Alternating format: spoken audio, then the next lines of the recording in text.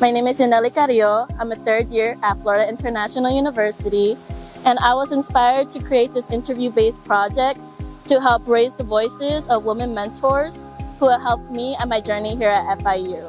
They taught me how to rise above internal and external suppression using purpose, perseverance, and confidence.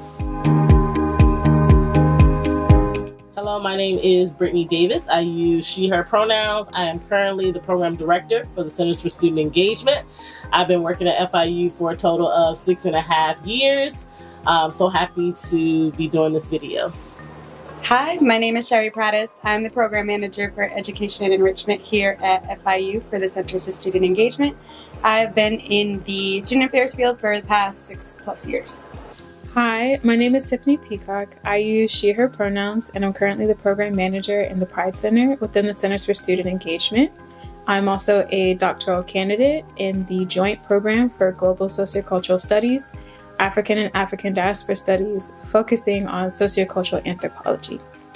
I have been at FIU since 2019, which is a little bit over 6 years. I am born and raised within South Carolina, so for me, I made the move down here to Miami at the age of 24. Hello everyone, my name is Valeria Perez. My pronouns are she, her, ella, and I'm the Engagement and Community Program Manager here at the Honors College at FIU.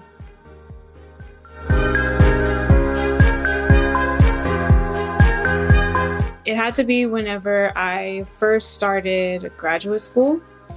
I came in as a very, very young student. I believe I was about 22 or 23.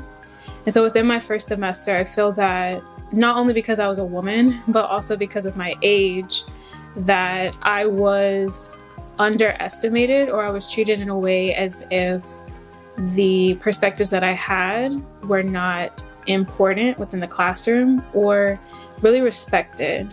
And so by having this moment and really experiencing, feeling not respected or even valued, and that my experiences matter, really pushed me and motivated me to continue to pursue the path that I'm on.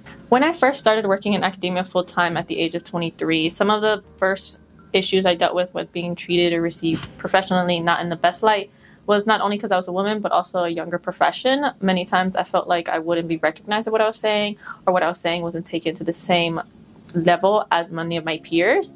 I just really had to learn how to handle that, especially at a younger age, on how to defend myself and also to make sure my voices were heard in these environments, especially when my peers at times were maybe double or triple my age.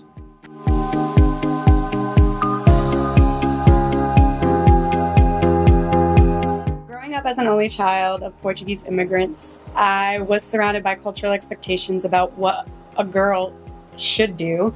I was the only girl on my block, but once I reached a certain age, my parents were like, no more boys. An early message that basically told me that some spaces weren't meant for me. At home, my parents hoped that I would pursue nursing or something in the medical field, believing it was the safest and most respectable path. But I struggled with math and science, and more importantly, I just knew that wasn't for me.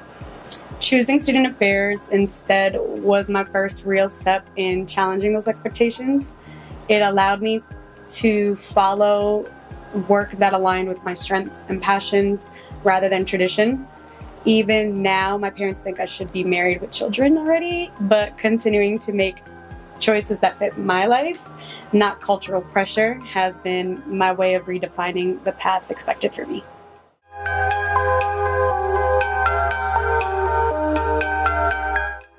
I think in different situations where speaking up came with a risk, both personally or professionally, in a lot of those different situations, I had to either take a pause, again, really tap into my network of women to ask questions to see how to best support that particular decision. But I think oftentimes for women who have to speak up and advocate for themselves, there is a risk, but I think if you don't, then it doesn't set a precedence for other women who come after you to really advocate and speak up for themselves.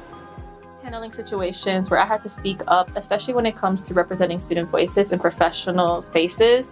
One thing I had to take into consideration is what I said and how I presented it could be a risk maybe for my position or maybe how people perceived me. So one thing I really had to learn was to take a breath and making sure what I say is essentially, in a word, being filtered through the best way that not only doesn't harm anyone, but also make sure I'm presented in the best light, which I would say is a form of code switching, but something you get the hang of after practicing very long, especially in academia.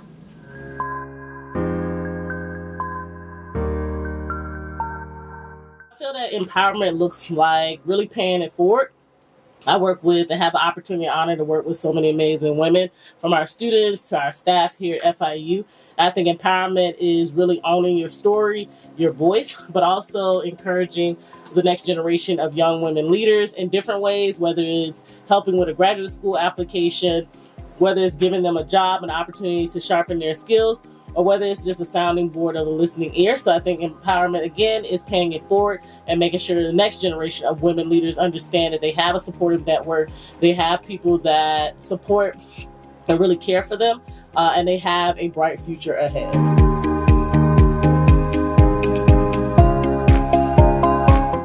Empathy helps me lead with awareness, but assertiveness makes sure that my voice is heard.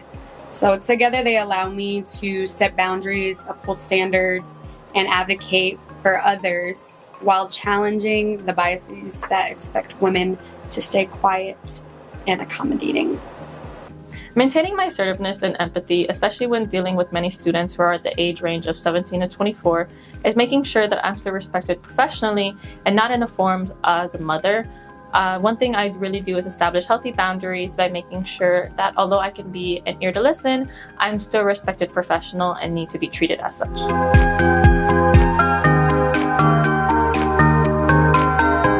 Lessons that I've learned for leading while staying authentic is to, one, remember who I am, and also keeping my values at the front and center.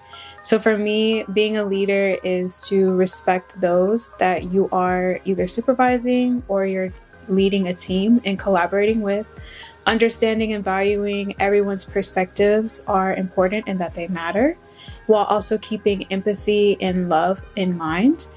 At the same time, recognizing that everyone's perspective and experiences that they bring to the table, they might be different from yours, and that's okay. I find the diversity of perspectives to be an exciting thing. It's also very informative, and it keeps everybody open and comfortable to share and also feel authentic in who they are, in addition to me in terms of my leadership.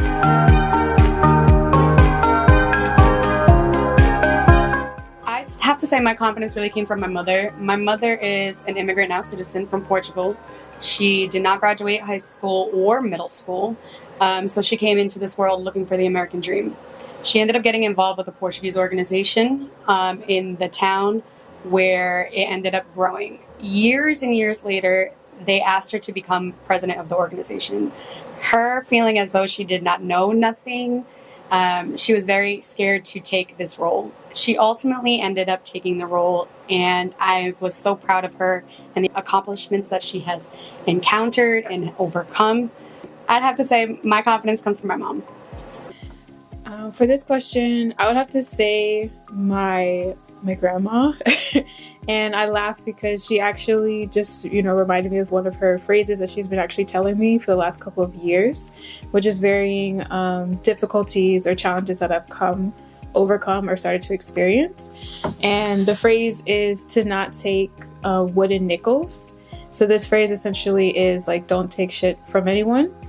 And I appreciate her for telling me this, because every time that she kind of speaks this to me or shares this sentiment, it's a reminder that she sees me, she values me, she hears me, and she understands that some of the paths that I'm walking as my grandmother, she may not have had the same opportunities, or maybe she's even had to almost like fight in a sense to like create space or make it to where she is today. And by sharing that sentiment, she is sharing that with me. It's like I see you, I'm with you.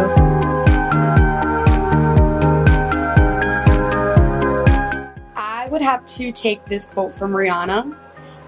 Just pretend. Fake it till you make it.